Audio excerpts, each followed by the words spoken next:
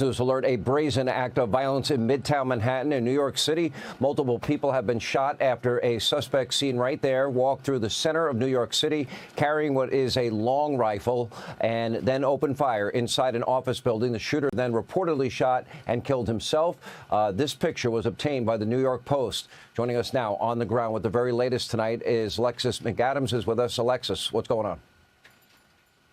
Hey, Sean. So I just want to set it up for people who are watching at home and show what's happening in Midtown Manhattan after this happened. So I'm going to show you over here. You can see the crime scene tape, and then you can take a look at that building that's just down here in Midtown. So what we know is one cop was shot and killed, okay? She was a female NYPD cop who was working security. We also know 4 other people, according to NYPD sources, Sean, were killed inside of that building. That means people that were there to work, okay? This happened 6 o'clock, 6:30 today in Midtown. People were in that building. They were working hard. Most of the people in finance, which was also in the building, don't leave until way later. So this guy goes in, according to the NYPD sources, goes in down here with this long-range, I guess a long rifle, and opens fire. First, he shoots one officer in the lobby. That's the female officer who was working security. I'm told, she was working this for extra hours, extra money, and she gets shot and killed right in the lobby. Then he goes right up into this Midtown Manhattan skyrise, going up the elevator. Guess he didn't need a key card, according to witnesses, and shoots other people. At least 4 people were shot inside of that building. We're told 3 of them, Sean, were taken to a local hospital,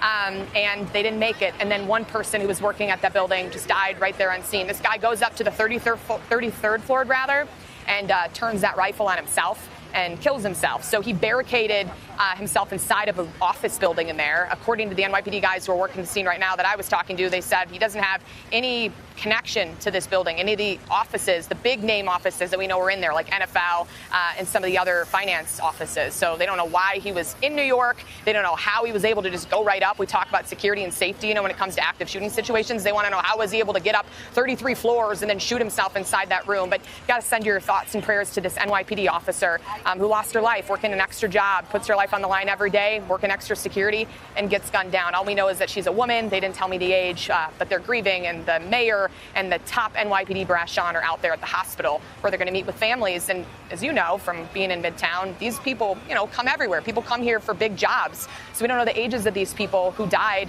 while at work. So their families might be in other states right now watching the news thinking, I hope they're okay. They might not have been able to get a hold of their family members. All they can see on the TV is this scene here, with the crime scene tape and the blockade. So we're going to try to get more information on those who lost their life. The gunman, not to report his name, has been identified by authorities. The FBI's here, and they're trying to figure out, why he came here in the first place. So we'll keep you posted. All right, Alexis, so we have 1 officer dead and 4 civilians, and the shooter himself is also dead. Our prayers are with the 4 families and, of course, the family of this officer.